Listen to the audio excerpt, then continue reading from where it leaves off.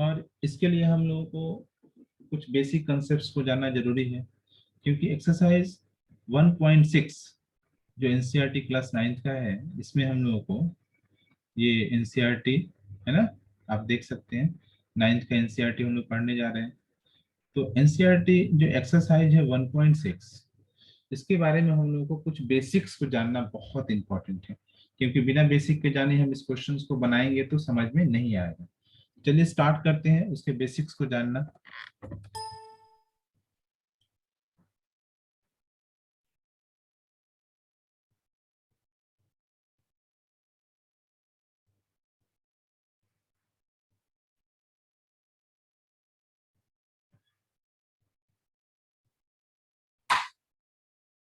Exponential form के बारे में डिटेल्स हमें पढ़ना है, एक्सपोनेंशियल फॉर्म के बारे में, है ना। एक्सपोनेंशियल फॉर्म के बारे में हम लोग को पढ़ना है। बेसिकली हमने पहले जो जूनियर क्लासेस में हमने पढ़ा था कि जब भी कोई नंबर को हम सेम नंबर को किसी टाइम मल्टीप्लाई करते हैं, जैसे सपोज करिए कि मैं यहाँ पर एक नंबर लेता हूँ 2 × 2 × 2, है ना। तो ये 3 टाइम्स हमने लिया, तो जब 3 टाइम्स हमने लिया तो हम इसको 2 टू द पावर क्या लिखते हैं, 3 लिखते हैं। सेम नंबर को अगर हम कोई और भी एग्जांपल लेते हैं, 1/7 × 1/7, ये सेम नंबर से 1/7 है ना, फिर से 1/7।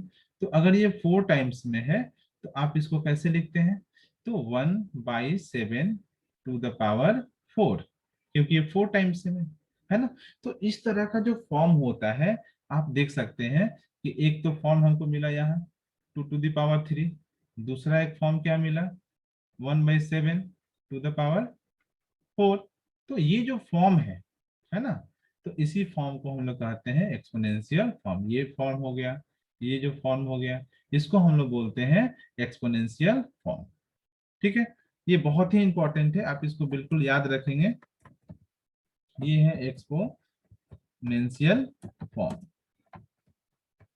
एक्सपोनेंशियल फॉर्म के बारे में और भी डिटेल्स हम लोग करेंगे। तो देखिए, ये जो फॉर्म आपने देखा 2 to the power 3, 1/7 to the power 4, ये बेसिकली किस फॉर्म में है, तो यह फॉर्म में है x to the power y के फॉर्म में है, या हम कह सकते हैं कि a to the power b के फॉर्म में है। इसको समझने के लिए हम लिखेंगे कि यह है x, और यहाँ जो पावर है हमने इसको y से डिनोट किया है। तो इस कंडीशन में एक नंबर x है और दूसरा नंबर होता है y, ये दोनों इंटीजर्स है। और स्पेशली ये जो फॉर्म होता है वो हमें ये जानना है कि यह किस फॉर्म को शो करता है, कि base to the power power को शो करता है। इसको हम लोग एक्सपोनेंट भी कहते हैं। तो ये जो कंप्लीटली फॉर्म है base to the power power, इसको हम लोग कहते हैं एक्सपोनेंशियल फॉर्म। ये बेस टू द पावर जो है ये आपका है एक्सपोनेंशियल फॉर्म। ठीक है, एक यहाँ पे सबसे बड़ी सावधानी देने की जरूरत क्या है कि जो बेस होता है उसको थोड़ा हम लोग लार्ज लिखते हैं, बड़े साइज में लिखते हैं, और जो पावर होता है उसको हम लोग छोटे साइज में लिखते हैं। बेस को हमेशा बड़ा लिखा जाता है ना, और पावर को हमेशा थोड़ा सा ऊपर और छोटा लिखा जाता है। ठीक है, तो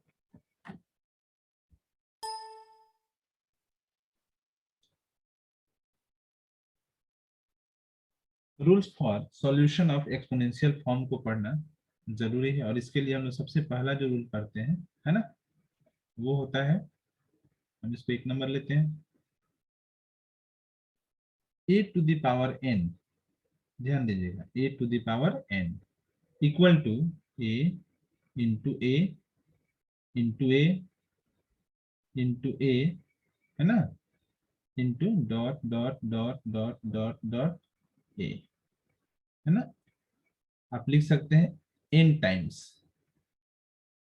ये आपका सबसे फर्स्ट रूल है कि अगर कोई बेस है और बेस का पावर अगर कोई नंबर है, तो हम बेस को पावर के टाइम के बराबर मल्टीप्लाई करते हैं।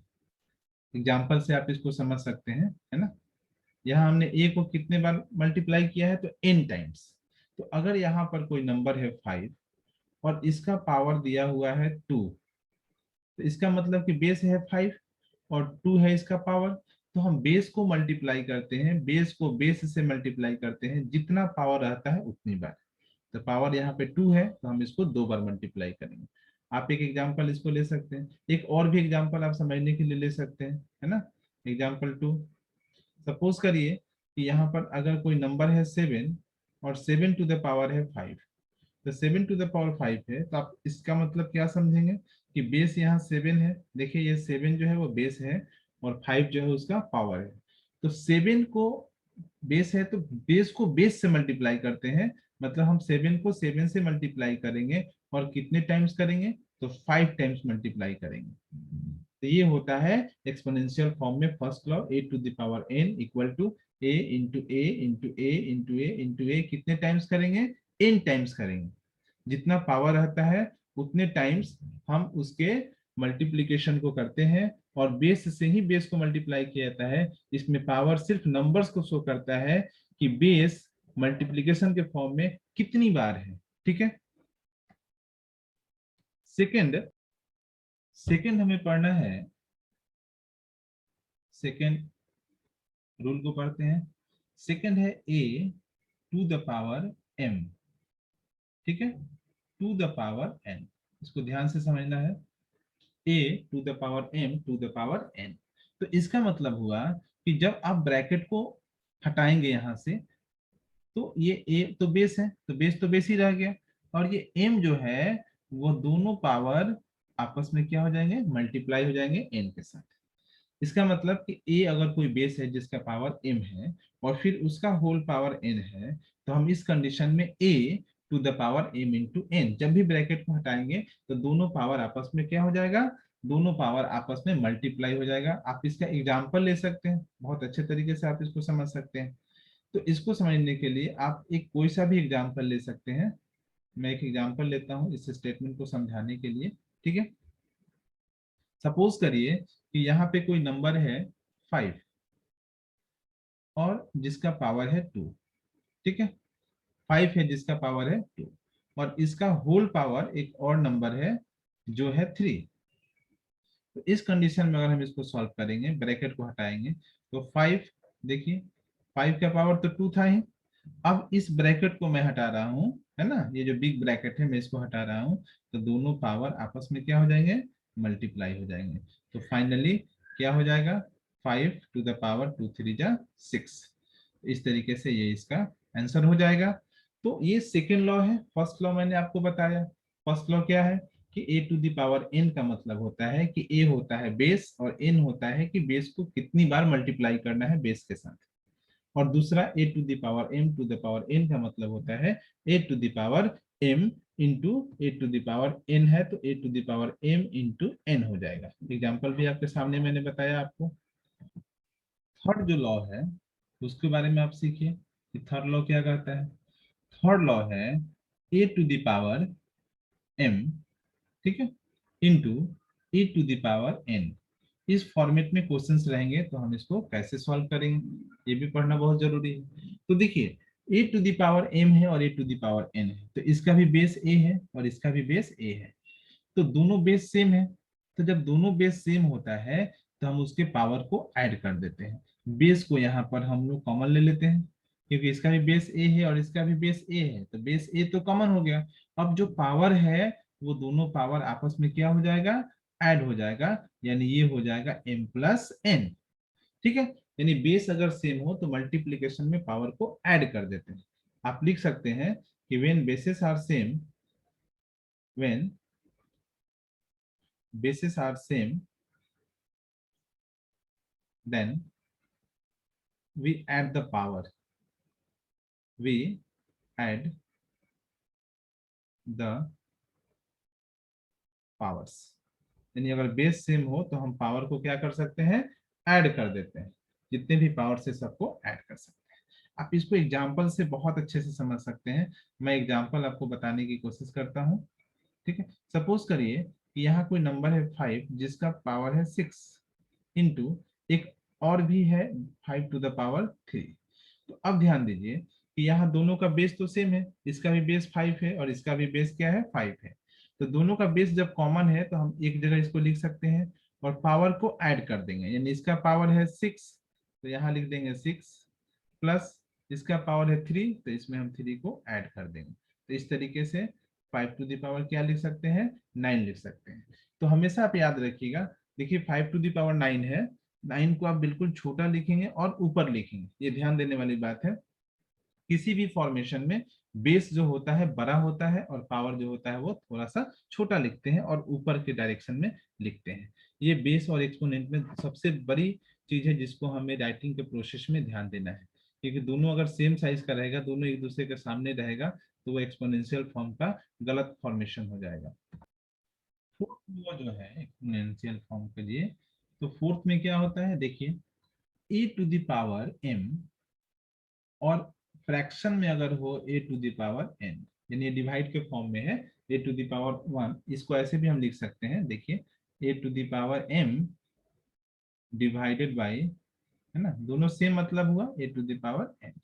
तो इस कंडीशन में अगर ये रहे या ये रहे, तो आप दोनों का बेस देखिए, इसका भी बेस a है और इसका भी बेस क्या है, a है, इसका पावर है m, इसका पावर है n।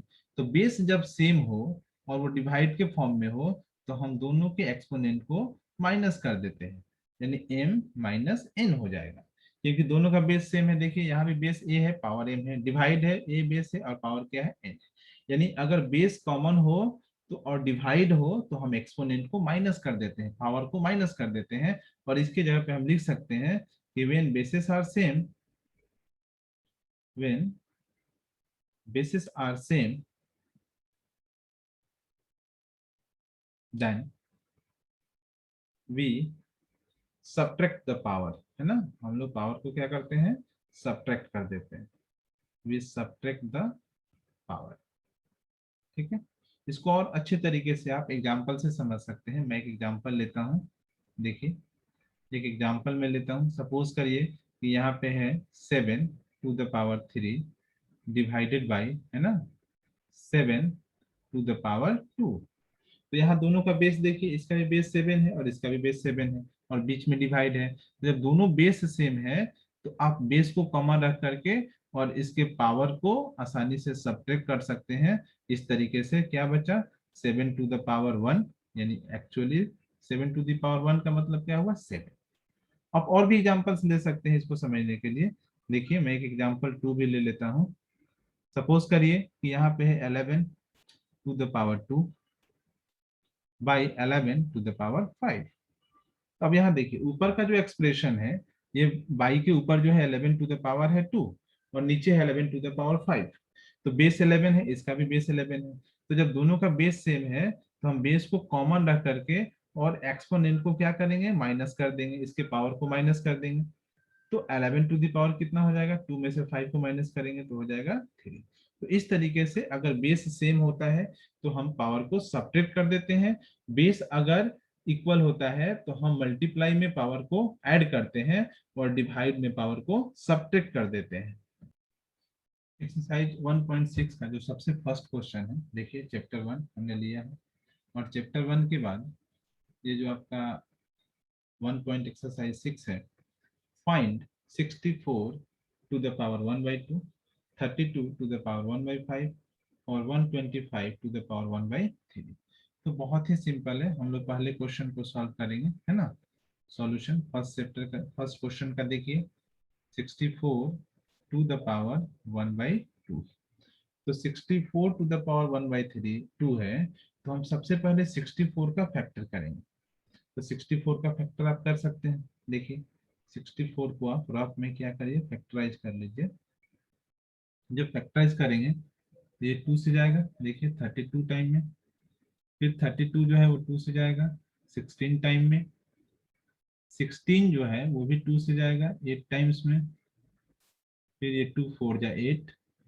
इसी तरीके से आगे भी हम इसको क्रॉस आउट कर सकते हैं, 2 1 जा 2। तो फाइनली 64 का फैक्टराइजेशन क्या मिला, 2 into 2 into 2 into 2 into 2 into 2। तो हम 64 की जगह पे क्या लिखेंगे, इसका फैक्टर करेंगे, 2 into 2 into 2 into 2 into 2 into 2, ये 6 टाइम मिला, और टू द पावर, है ना, 1 बाई 2। अब देखिए यहाँ जो है 2 का पावर कितना मिलेगा, देखिए 1 2 3 4 5 6, यानी यहाँ 2 का पावर क्या मिलेगा 6, और इसका होल पावर क्या मिलेगा 1/2, जो कि क्वेश्चन में दिया गया है। तो अब देखिए यहाँ पे ब्रैकेट है, बेस यहाँ पे है 2, उसका पावर है 6, फिर टू द होल पावर दिया है समथिंग। तो पहले हम लोग रूल में पढ़े हैं कि अगर पावर में हम लोग ब्रैकेट को हटाएंगे तो दोनों पावर आपस में क्या हो जाएगा, मल्टीप्लाई हो जाएगा। ठीक है, तो ये ब्रैकेट को हटाया गया, देखिए ये जो ब्रैकेट था इस ब्रैकेट को हटाया गया तो ये मल्टीप्लाई हो गया। ये बेस के साथ कुछ भी चेंजेस नहीं होगा, जो भी चेंजेस होगा इसके पावर के साथ चेंजेस होता है। तो ये देखिए 2 से 6 तो कट सकता है, आप आसानी से करा सकते हैं 2 से 6 को, है ना। कितने टाइम में कटेगा, तो कटा दीजिए, 2 और 6 को कटा सकते हैं, 2 3 जा 6। तो ये आसानी से आप लिख सकते हैं कि 2 3 जा कितना हो जाएगा 6 हो जाएगा। तो पावर में कितना हो गया 3। तो फाइनली 2 टू दी पावर क्या बचेगा, पावर में बचेगा 3। तो आप एक्सपोनेंशियल फॉर्म में अगर आंसर लिखना चाहते हैं तो आप यही भी आंसर लिख सकते हैं 2 टू दी पावर 3, ये इसका एक्सपोनेंशियल फॉर्म हो गया। लेकिन अगर आप इसको एक्सपोनेंशियल फॉर्म में नहीं लिखना चाहते हैं तो 2 को आप 3 टाइम मल्टीप्लाई कर सकते हैं, और इस तरीके से 2 2 जा 4 2 जा 8 आंसर है। ठीक है, तो ये पहला क्वेश्चन था। दूसरा क्वेश्चन भी देखिए बहुत ही सिंपल है, मैं सेकंड क्वेश्चन को यहाँ बनाता हूँ। सेकंड क्वेश्चन जो है, मैं इसके लिए दूसरा कलर का पेन ले लेता हूं ताकि आपको समझने में आसानी होगी। सेकंड क्वेश्चन के लिए देखिए 32 टू द पावर 1/5, ये हमारा सेकंड क्वेश्चन है। तो मैं क्वेश्चन को लिख लेता हूँ 32 टू द पावर 1/5। तो 32 का फैक्टर सिमिलरली आपने जैसे 64 का फैक्टराइजेशन किया, आप 32 का फैक्टर कर सकते हैं। तो देखिए 2 2 जा 4, 4 2 जा 8, 8 2 जा 16, और 16 2 जा कितना हो गया 32। ठीक है, ये 32 का फैक्टर कर दिया गया। पावर में 1/5 था तो 1/5 दे दिया गया। तो देखिए 2 को 5 टाइम्स हमने मल्टीप्लाई किया, तो हम इसको एक्सपोनेंशियल फॉर्म में क्या लिख सकते हैं, 2 टू द पावर 5 लिख सकते हैं। और ऑलरेडी पावर में कितना दिया है 1/5। तो अब दोनों पावर के बीच में ब्रैकेट है, तो जब दोनों पावर के बीच में ब्रैकेट है और जब ब्रैकेट को आप रिमूव करेंगे, तो मैंने रूल्स में बताया था आपको कि जब भी पावर में ब्रैकेट्स को हम रिमूव करते हैं तो दोनों पावर आपस में मल्टीप्लाई हो जाता है। तो इस तरीके से आपने क्या देखा कि दोनों 5 जो है, एक 5 और एक 1/5, ब्रैकेट हटते ही क्या हुआ, ये मल्टीप्लाई के फॉर्म में आ गया। तो जब ये मल्टीप्लाई फॉर्म के आया तो हम इसको मल्टीप्लाई कर सकते, देखिए ये 5 और ये 5 आपस में कैंसिल हो जाएगा। तो जब दोनों 5 आपस में कैंसिल हो जाएगा तो कितने टाइम में कैंसिल होगा, तो 5 1 जा 5, ये 1 टाइम में कैंसिल हो गया। ठीक है, तो जब 1 टाइम में कैंसिल हो गया तो इसके लिए आप क्या करेंगे, 2 टू दी पावर कितना बचेगा, ऊपर बचा 1 इंटू 1, इट मीन्स कि 2 का पावर 1। आप सिंपली इसको 2 भी लिख सकते हैं। 2 का पावर 1 का मतलब क्या होता है, सिर्फ 2, यानी 2 को एक ही बार मल्टीप्लाई करेंगे। तो 2 को सिर्फ एक ही बार लिखेंगे तो वही मिलेगा। तो ये हमारा सेकंड क्वेश्चन का सॉल्यूशन था। ठीक है, अब हम लोग बनाएंगे थर्ड क्वेश्चन को। तो थर्ड क्वेश्चन को बनाते हैं यहाँ पे, है ना। थर्ड क्वेश्चन क्या है, 125 to the power 3, 125 to the power 3। तो थर्ड क्वेश्चन का सॉल्यूशन हम यहाँ लेते हैं। तो क्वेश्चन है 125 टू द पावर 1/3। तो 125 है तो इसका फैक्टराइजेशन क्या होगा, आप कहीं भी एक रफ में कर लीजिए। 125 का जब फैक्टर करेंगे, यहाँ स्पेस है, मैं यहाँ करके आपको बताता हूँ। ये है 125 और इसका हमें करना है फैक्टराइजेशन, जैसा हमने 64 का किया। तो ये तो 5 से डिविजिबल है तो 25, और फिर ये 5 का डिविजिबल है, 5 5 या 25। देखिए 5 1 जा 5, तो इस तरीके से क्या मिला 5 इंटू 5 इंटू 5। तो ये हम 125 का फैक्टराइजेशन लिखेंगे, क्या होगा 5 इंटू 5 इंटू 5। ठीक है, और पावर में क्या है देखिए 1/3, आप वैसे ही लिख दीजिए। अब ये 5 3 टाइम्स में मल्टीप्लाइड है तो 5 टू द पावर कितना हो जाएगा 3। बेस जितनी बार मल्टीप्लाई होता है उतनी बार को हम पावर कहते हैं। तो ये देखिए 5 टू द पावर कितना हो जाएगा 3। अब इन दोनों के बीच के हम ब्रैकेट को रिमूव करेंगे तो मल्टीप्लाई हो जाएगा, जब भी ब्रैकेट को रिमूव करते हैं तो मल्टीप्लाई हो जाएगा। अब इस तरीके से देखिए, तो ये जो दोनों 3 है वो तो कैंसिल हो जाएगा, ये और ये 3 कैंसिल हो गया। तो ये दोनों 3 जब कैंसिल होगा तो कितने टाइम में होगा, 3 1 जा 3, वन टाइम में होगा, तो फाइनली क्या बचेगा 5 to the power 1 into 1। It means कि 5 टू द पावर 1 1 जा 1, और सिर्फ आप सिंपली क्या ले सकते हैं 5। तो इस तरीके से क्वेश्चन नंबर 1 में तीन क्वेश्चंस थे, क्वेश्चन नंबर 1 2 और 3। मैंने तीनों क्वेश्चंस को सॉल्व किया, आप इसको अच्छे से समझिए और खुद से बनाने की भी कोशिश कीजिए। क्वेश्चन नंबर 2 हम लोग सॉल्व करते हैं। क्वेश्चन नंबर 2 है, देखिए कि फाइंड, है ना, find 3 to the power minus 3 to 9 to the power 3 by 2, 32 to the power 2 by 5, 16 to the power 3 by 4 और 125 to the power minus 1 by 3। तो ये जितने भी क्वेश्चंस हमें सॉल्व करने हैं, ये बिल्कुल बेसिक क्वेश्चन है, बहुत ही सिंपल है। मैं इसको फर्स्ट क्वेश्चन को आपको यहाँ सॉल्व करके दिखाता हूँ। इसमें आपको फैक्टराइजेशन बहुत अच्छे से जानना होगा, क्योंकि नंबर का फैक्टराइजेशन ही करना है। पहला जो क्वेश्चन है वो है 9 टू द पावर 3 बाई 2। तो 9 टू द पावर 3 बाई 2 है, तो आप सिंपली इसको क्या लिख सकते हैं, 9 के फैक्टर को लिख सकते हैं 3 इंटू 3, क्योंकि 3 3 9 होता है। अब ये हो गया जो इसका एक्सपोनेंट है 3 बाई 2। अब यहाँ 3 का पावर 2 लिख सकते हैं आप, क्योंकि 3 इंटू 3, 3 को आपने दो बार मल्टीप्लाई किया है, 3 दो बार मल्टीप्लाइड है, तो 3 टू द पावर हो गया 2, और ये पावर में हो गया 3 बाई 2। अब दोनों पावर के बीच में एक ब्रैकेट है, तो जब भी पावर के बीच के ब्रैकेट को हम रिमूव करते हैं वो हो जाता है मल्टीप्लाई। तो दोनों पावर हट गया, 2 पावर था, 3 बाई 2 पावर था, और दोनों के बीच में क्या है मल्टी, ये ब्रैकेट।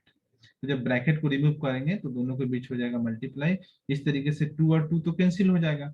आप देख सकते हैं 2 को मैं 2 से कैंसिल कर रहा हूँ, तो आप ऐसे सिंपली काट भी सकते हैं, ये 2 और 2 क्या हो गया कट गया। ठीक है, तो 2 और 2 कट सकता है, आप पेन का मार्क लगा सकते हैं। पेन का जब मार्क लगाएंगे तो ये काफी से समझ में आपको आ जाएगा कि आपने 2 से 2 को जो है वो क्रॉस आउट किया है। ठीक है, तो अब हमें कौन सा स्टेप मिलेगा, देखिए 2 1 या 2 तो कट गया, ये वन टाइम में कटेगा, है ना। तो यहाँ बचेगा 3 का पावर 1 इंटू 3, 1 इंटू 3 हुआ, तो 3 का पावर 3 1 जा 3।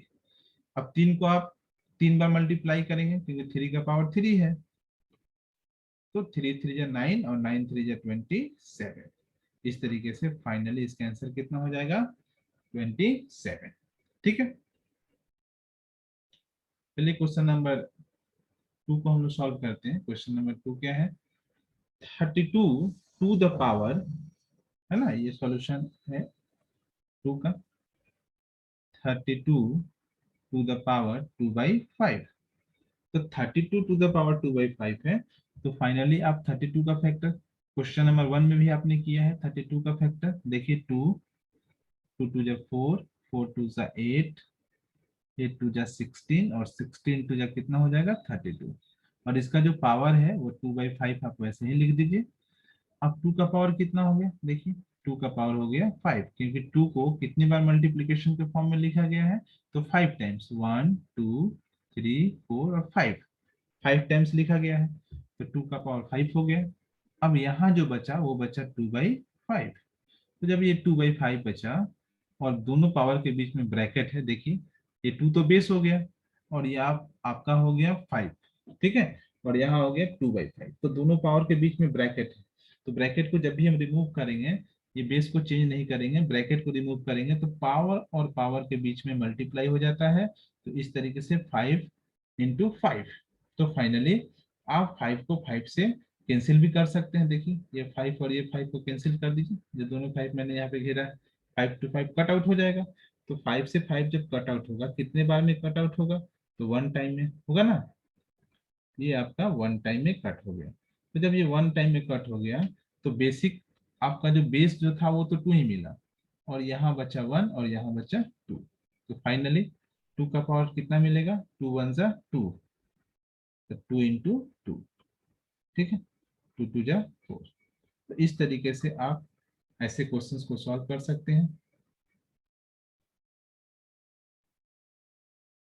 क्वेश्चन नंबर 3 को सॉल्व करते हैं। क्वेश्चन नंबर 3 क्या है, 32 to the power 2 by 5। 32 to the power 2 by 5 है, तो याद रखिए कि 32 to the power 2 by 5 question number 2 में था, और क्वेश्चन नंबर 3 में क्या है कि 16 दिया हुआ है, तो 16 है तो आप क्वेश्चन को लिखिए 16 टू द पावर, है ना, 3/4, 3/4। तो जैसा क्वेश्चन नंबर 2 में आपने 32 के लिए फैक्टर लिखा है, वैसे आप 16 के भी लिख सकते हैं, कोई दिक्कत नहीं है। 2 2 जा 4, 4 2 जा 8 और 8 2 जा 16। तो इस तरीके से ये हो गया 3/4। तो 3/4 हो गया। पावर 2 कितनी बार है मल्टीप्लीकेशन के फॉर्म में, तो 4 टाइम्स में है, तो 2 का पावर हो जाएगा 4। और जो इसका पावर पहले से गिवन था वो है 3/4। तो अब देखिए, अब पावर, दोनों पावर के बीच में ब्रैकेट है, जब दोनों पावर के बीच में ब्रैकेट है तो ब्रैकेट को रिमूव करने से ये मल्टीप्लाई हो जाएगा, ठीक है। तो 4 से 4 को फिर से कैंसिल कर दीजिए, 4 से 4 को आप क्या कर सकते हैं, कैंसिल कर सकते हैं। कितने टाइम में होगा, तो 1 टाइम में होगा। तो जब ये 1 टाइम में कैंसिल हो गया तो फाइनली क्या मिला, 2 का पावर 1 इंटू 3, तो 1 इंटू 3 मिला, तो 2 का पावर 3 1 जा 3। तो फाइनली आप 2 को कितने बार मल्टीप्लाई करेंगे, पावर अगर 3 है तो ऑफ कोर्स इसको 3 बार मल्टीप्लाई कर दीजिए, 2 2 जा 4 और 4 2 जा 8। इस तरीके से क्वेश्चन नंबर 3 जो है उसका आंसर हो गया 8। क्वेश्चन नंबर 4 को भी सॉल्व कर लेते हैं, ये भी सिमिलर क्वेश्चन है बिल्कुल। थोड़ा सा इसमें माइनस दिया हुआ है पावर को, आप बिल्कुल नहीं घबराएंगे, माइनस के लिए हम लोग, मैं बताऊंगा आपको कैसे करेंगे उसको। ये है 125 टू द पावर -1/3, ठीक है। तो -1/3 है, 125 बेस है, तो इसका फैक्टराइजेशन कैसे करेंगे, 5 इंटू 5 इंटू 5। तो ये हो गया आपका 5 5 जा 25, 25 5 जा 125। तो अब देखिए पावर में क्या था यहाँ पर -1/3, तो आप ये पावर को सिमिलर वैसे ही छोड़ दीजिए, ठीक है। अब 5 इंटू 5 इंटू 5 3 टाइम्स में है, तो जब ये 3 टाइम्स में है तो आप इसको क्या लिख सकते हैं, 5 का पावर 3 लिख सकते हैं। पावर में हो गया -1/3। दोनों पावर के बीच में ब्रैकेट है, देखिए 3 एक पावर है, -1/3 एक पावर है, दोनों के बीच में ब्रैकेट है, तो हम इसको लिख सकते हैं 5 टू द पावर 3 इंटू -1/3। और 3 से 3 को तो कैंसिल कर सकते हैं आप, जब 3 से 3 को कैंसिल कर देंगे तो यहाँ बचेगा 3 1 जा 3। तो फाइनली 5 का पावर क्या मिलेगा, 1 इंटू -1, तो 5 टू द पावर हो गया -1। तो पावर में जब भी माइनस होता है, तो पावर में माइनस होने से क्या होता है कि ये रेसिप्रोकल हो जाता है, क्या हो जाएगा, रेसिप्रोकल। तो ये हो जाएगा 1/5। तो 5 टू द पावर -1 है तो हो जाएगा 1/5, 1/5। क्योंकि जब भी पावर का हम माइनस रिमूव करते हैं तो वो हो जाता है रेसिप्रोकल उसका। रेसिप्रोकल का मतलब क्या होगा, जैसे सपोज करिए कि यहाँ ए है, ए का पावर है -1, तो ए का पावर -1 का मतलब हो गया 1/a, ठीक है। अगर a/b कोई फ्रैक्शन है और इसका पावर है -1, ठीक है, तो -1 है तो क्या हो जाएगा, जब भी पावर का माइनस हटेगा तो पहले यह a/b था ना, तो अब क्या होगा, अब ये a/b नहीं हुआ बल्कि अब हो जाएगा ये b/a, a/b रिमूव हो गया और ये हो जाएगा b/a टू द पावर 1, ठीक है। पावर में सिर्फ माइनस हटने से रेसिप्रोकल होता है, नोमिनेटर डिनोमिनेटर हो जाता है और डिनोमिनेटर नोमिनेटर हो जाता है। पावर जैसे का तैसे रहता है, जैसे आप देखिए यहाँ m है और यहाँ क्या है, n है। अब इसका पावर अगर -4 है, ठीक है, तो अगर हम सिर्फ माइनस को रिमूव करेंगे तो ये हो जाएगा n/m, पावर के साथ कोई डिफरेंस नहीं होगा, पावर का सिर्फ और सिर्फ माइनस हटेगा, ठीक है। तो उम्मीद है कि ये समझ में आपको आ गया। अब हम लोग करेंगे क्वेश्चन नंबर 3 पे, सिमिलर है। क्वेश्चन नंबर 3 में 4 क्वेश्चन है। तो जो सबसे पहला जो क्वेश्चन है, देखिए मैं यहाँ लिखता हूँ, है ना, सारे क्वेश्चंस को। तो फर्स्ट क्वेश्चन हम लोग सॉल्व करते हैं। जो पहला क्वेश्चन है ना, ये क्वेश्चन नंबर फर्स्ट है, और वो 2 का पावर 2/3, ध्यान दीजिएगा, 2 का पावर है 2/3। 3 इंटू 2 का पावर है 1/5। तो 2 का पावर 2/3 है, 2 का पावर 1/5 है। तो फाइनली ये क्या हो जाएगा, दोनों का बेस तो सेम है। देखिए, तो जब दोनों का बेस सेम है तो पावर को हम लोग क्या करते हैं, ऐड कर देते हैं। तो ये 2/3 और प्लस कितना हो जाएगा, 1/5। दोनों का बेस सेम था तो दोनों के पावर को ऐड कर दिया गया। तो फाइनली देखिए, बेस के साथ कोई चेंजेस नहीं करेंगे आप, सिर्फ पावर में जो भी प्लस माइनस करना होगा करेंगे। तो ये 15 इसका एलसीएम हो जाएगा, है ना। तो 5 टू जा 10 और 3 1 जा 3। आप फ्रैक्शन के ऐड को जानते हैं, उस तरीके से आप बना लेंगे। तो 2 का पावर कितना हो जाएगा, 10 और 3 हो जाता है 13, है ना। और y कितना हो जाएगा, 15। तो 2 टू दी पावर 13/15 इसका आंसर हो जाएगा, है ना। तो अब देखिए, अब इसको सिंपली ऐसे ही लिख देंगे। याद रखेंगे 2 जो है थोड़ा बड़ा लिखेंगे, और जो बेस होता है उसको क्या लिखेंगे, छोटा लिखेंगे। लिखने में अक्सर बच्चे गलती कर देते हैं, दोनों को सेम साइज में लिख देते हैं। तो दोनों को सेम साइज में नहीं लिखना है, आप बिल्कुल बेस को बड़ा लिखेंगे और उसके पावर को छोटा लिखेंगे, ठीक है। सॉल्यूशन 2 देखिए, सॉल्यूशन 2 को मैं बताता हूँ आपको। सॉल्यूशन 2 है 1/3 to the power 3 to the power 7। तो यहाँ अब दोनों ब्रैकेट के बीच देखिए, ये 3 भी पावर में है, 1 का पावर तो कुछ भी नहीं है, लेकिन दोनों पावर के बीच क्या है, ब्रैकेट है। तो दोनों पावर के बीच जब ब्रैकेट है उसको आप रिमूव करेंगे, तो 1/3 टू द पावर 3 था, टू द पावर 7 है। तो इस तरीके से आप ब्रैकेट को रिमूव करिए, तो बेस तो आपका 1/3 ही रह गया। अब इन दोनों के बीच कोई भी ब्रैकेट नहीं दीजिएगा तो मल्टीप्लाई हो जाएगा, 3 into 7। तो फाइनली कितना हो जाएगा, 1/3 टू द पावर, है ना, 7 3 जा 21। तो इस तरीके से 1/3 का पावर 21 आंसर हो जाएगा। या अगर आप इसको रेसिप्रोकल करना चाहते हैं तो आप लिख सकते हैं 3 टू द पावर -21। ठीक है, इससे पीछे मैंने आपको बताया था कि माइनस को रिमूव करने से जो फ्रैक्शन होता है वो क्या होता है, रेसिप्रोकल हो जाता है। तो यहाँ 1/3 था तो 3/1 हो जाएगा। आप सिंपली यहाँ भी आंसर को लिख सकते हैं, कोई गलती नहीं होगी, और चाहे तो यहाँ भी लिख सकते हैं। क्वेश्चन नंबर 3 देखिए, ये बहुत ही सिंपल है। क्वेश्चन नंबर 3 जो है 11 टू द पावर 1/2। ठीक है, ये 11 है, इसका पावर है 1/2, और बाई 11 टू द पावर 1/4। तो दोनों का बेस तो सेम है, इसका भी बेस 11 है, इसका भी बेस 11 है। दोनों का जब बेस सेम है तो आप बेस को कॉमन लिख लीजिए और पावर को सब्ट्रैक्ट कर दीजिए, क्योंकि डिवाइड में पावर को हम सब्ट्रैक्ट कर देते हैं, अगर मल्टीप्लाई रहता तो ऐड कर देते हैं। क्वेश्चन नंबर फर्स्ट में देखिए, दोनों का बेस सेम था तो पावर को हमने ऐड किया था, क्योंकि वहां मल्टीप्लीकेशन था, दोनों के बीच में इनटू था। लेकिन यहाँ डिवीजन है तो मैं सब्ट्रैक्ट कर दूंगा पावर को, बेस को बिल्कुल ही चेंज नहीं करेंगे। और ये 2 और 4 का एलसीएम 4 ले लीजिए, 2 2 जा 4, 4 1 जा 4। तो फाइनली 11 टू द पावर कितना मिल गया, बेस को थोड़ा बड़ा लिखें, 11 टू द पावर 1/4, और ये आपका आंसर हो जाएगा। चलिए सॉल्यूशन 4 में चलते हैं। सॉल्यूशन 4 है 7 to the power 1/2 into 8 to the power 1/2।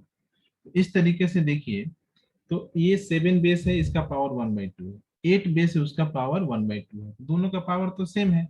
यानी 7 इंटू 8 टू द पावर 1/2 आप कॉमन ले सकते हैं, पावर को कॉमन ले सकते हैं। अगर सेम पावर है तो पावर को आप बिल्कुल कॉमन ले सकते हैं, और ये हो जाएगा 7 8 जा 56 टू द पावर 1/2। ठीक है, ये आपका हो जाएगा आंसर इसका।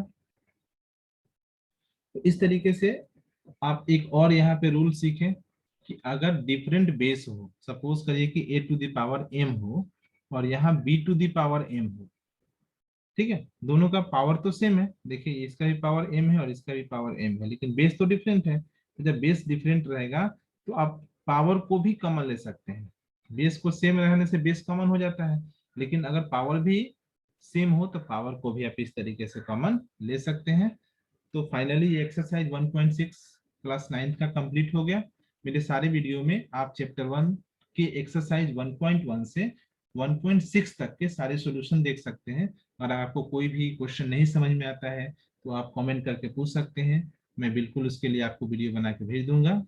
आपको सारे क्वेश्चंस अगर समझ में आए हो तो आप लाइक करें, शेयर करें और चैनल को सब्सक्राइब करें। अब मैं चैप्टर 2 को भी मैं बहुत जल्दी शुरू करने वाला हूँ और उसका वीडियो भी आपके सामने मैं लाऊंगा। फिलहाल आप इस एक्सरसाइज को देखिए, और अगर आपको नहीं समझ में आया हो तो फिर से इसको प्ले करके दोबारा देखिए। अगर फिर भी कोई प्रॉब्लम हो तो आप बिल्कुल हमसे कमेंट करके पूछ सकते हैं। Thank you. Have a nice day.